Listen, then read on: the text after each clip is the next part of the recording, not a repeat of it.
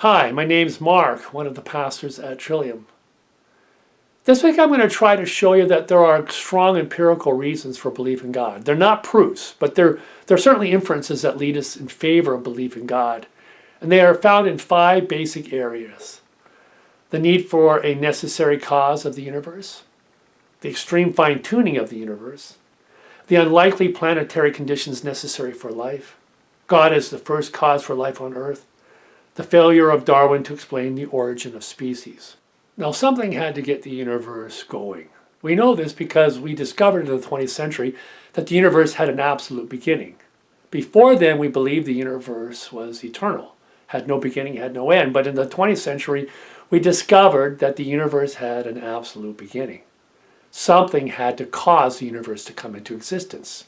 We understand this through the law of causation. Things cause other things that cause other things. What was it, or who was it, that knocked over the first domino that started the universe into existence?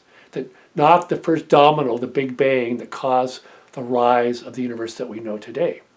Now, cosmologists have been spending the last 40 years trying to undermine the notion of the need for a first cause, but I don't think they've found a solution to it. There's ultimately a call back to first cause. And who is the first cause? Who was or what is the first cause of the universe? And I think still today the best candidate for that is God, or some mind behind all things.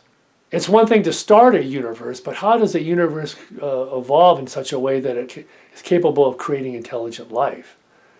There's incredibly fine-tuned parameters, physical parameters that work in the universe, from the weak nuclear force to the strong nuclear force to the impact of gravity, or the constant cosmological constant that gives rise to the expansion rate of the universe, the initial entropy state of the universe, the amount of disorder at the beginning of the universe. There's a whole number of these physical constants, these physical parameters that are absolutely necessary for a universe capable of sustaining life. How did this happen? Did they just happen randomly? Certainly it looks to me and many that it was a setup job, that there was some intelligence behind the parameters of the universe that gives rise to the possibility of life. We take the Earth for granted. There are some that think it's a very unremarkable place. But I think as we've begun to grow in our knowledge of what's necessary for a planet to be able to sustain life, we've come to recognize that the Earth is actually quite a remarkable place. I've seen lists that have 150 attributes necessary to sustain life on a planet. Being not only able to host liquid water, which was once thought to be the only condition necessary for life, but having the right type of star. You need a star that endures long enough yet gives off enough heat. Turns out there's not that many stars in our galaxy or in the universe that are like the sun that we have. We need a planet that rotates at a certain speed, has had a certain tilted axis, has a moon of some type, a satellite that orbits around it that stabilizes its orientation. We need a planet that rotates at a certain speed, has a liquid iron core, lives in the proximity of a giant planet like Jupiter, that it can absorb all the asteroids and comets that would otherwise potentially destroy life as it takes hold on a planet.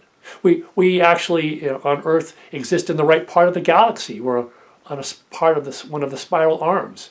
If we were at the core of the galaxy, where most of the stars are, the radiation levels would just be too high to be able to sustain life.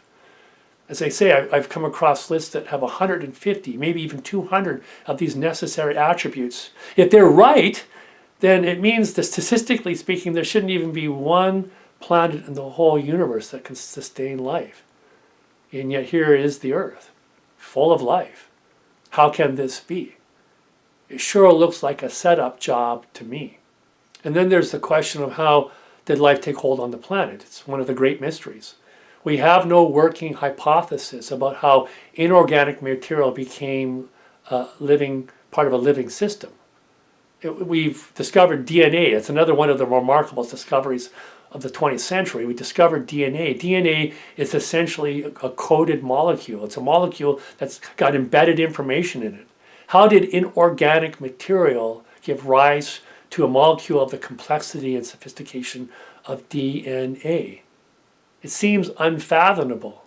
The more we study the complexity of the simplest life forms, the more remarkable they become, the more mysterious life becomes to us. How did inorganic material give rise to complex, sophisticated molecules like DNA and also the living systems of the simplest of cells? We don't know.